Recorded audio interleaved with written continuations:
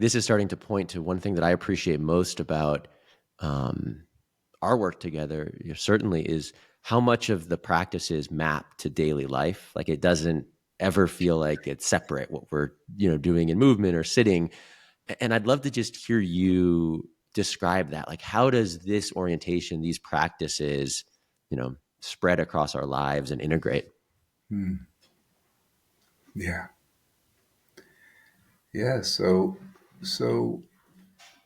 as I was just saying, as we get more friendly with our own experience, as our bodies open more, the opportunity. Well, let me say one more thing with that. It's not only softening and opening, it's also getting more grounded Hmm. in yourself. It's not helpful to open your heart, soften your heart, unless you're developing a good groundedness. And this is an important subject that I need to spend a little time on. Yeah.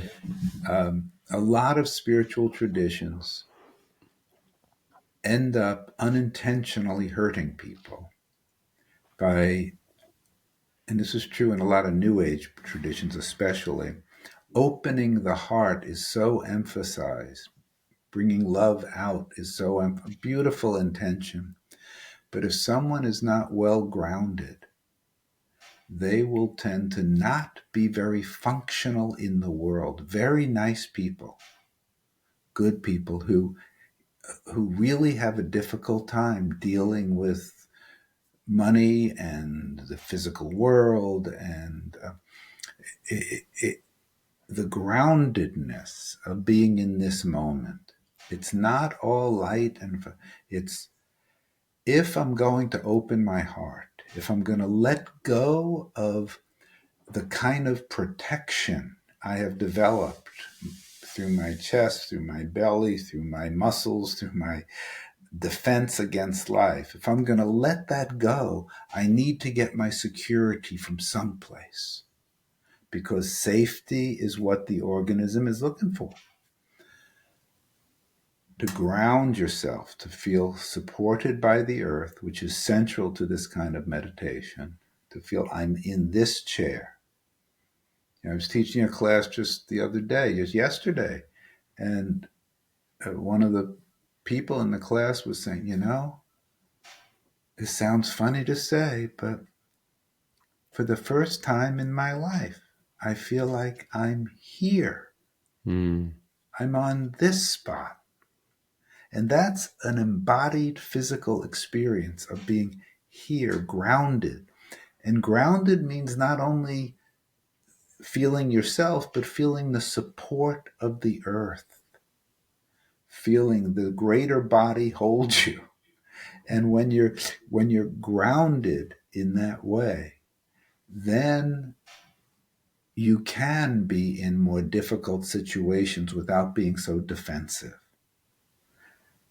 If you don't have a good ground, be defensive. Otherwise, the world's going to knock you around in an unhelpful way.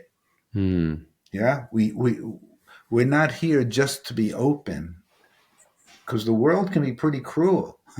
We want to be Yeah. functional. We want to be growing our capacity for love, for care, for interconnectivity, and a grounded presence, that I'm a reliable human being who can stand the horrors that exist on this planet, that I'm not so open that I'm blown out with each new election or each new hurricane or each new if you pay attention to the world, it's devastating to be an open-hearted human being. Better to be closed than to get blown out all the time and live in depression or something, but to be grounded and open.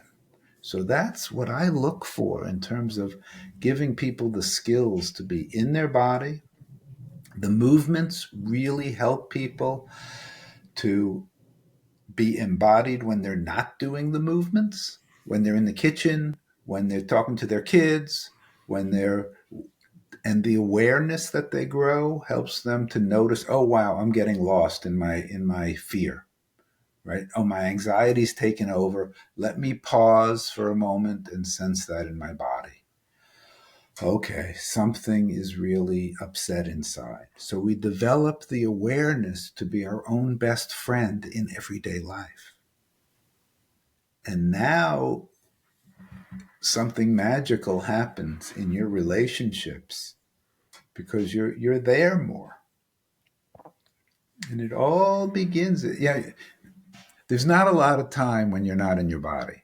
Mm. Chances Yep. are when you go to sleep, your body's there.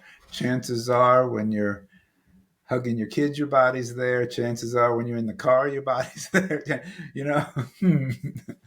So if you could be more present in your body, that could be helpful. Yeah, and in a very practical way, it also just provides a beautiful counterbalance to the headiness, the thought, like as that awakens, I think it just naturally balances out the other. But yeah, I love what you're describing because I think it points so perfectly to how the practices and all these things spread into your life.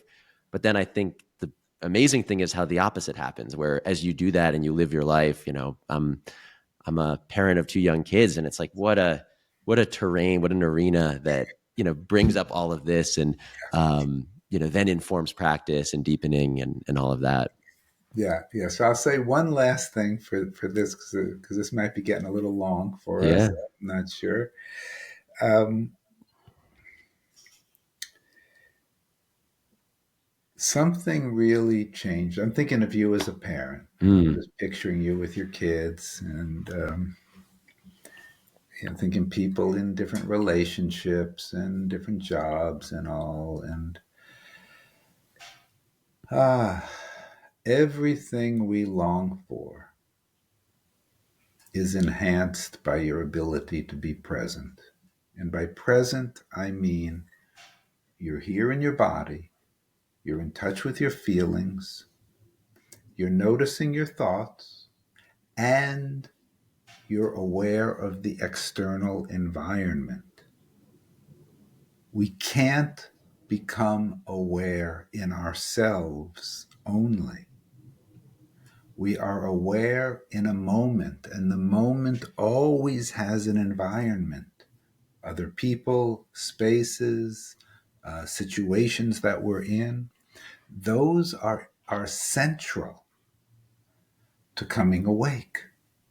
So we come awake at least in these four aspects of any moment. There's a physical aspect, there's a feeling aspect, there's a mental aspect, and there's an environment. And they all come together uniquely in any moment. And the more we can be present in all those ways of knowing, all those uh, ways of being alive, and the more that can become effortless and natural, that none of them are left out completely. They don't have to be equal. Different situations ask for different ratios, but that they're all capable of being online together. Then you're a whole human being. And chances are you're bringing more love and light into this world. And so if someone can view their life as a path, as a path. They don't have to call it a spiritual path. They can call it but a path of growing into their wholeness. Then everyday life becomes a part of their path. And they begin with hopefully some humility to notice when their habits of fear have taken over, and they can recognize with kindness that, oh yeah, that's a place that I get triggered.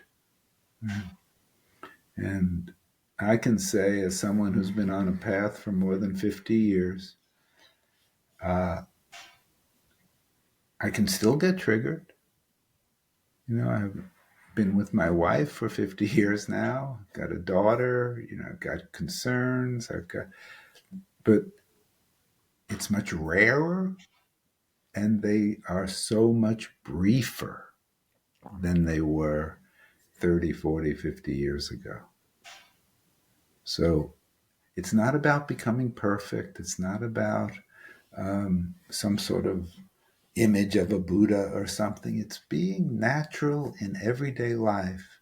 And yet, the the gifts of being on a path are that your love overcomes your fear.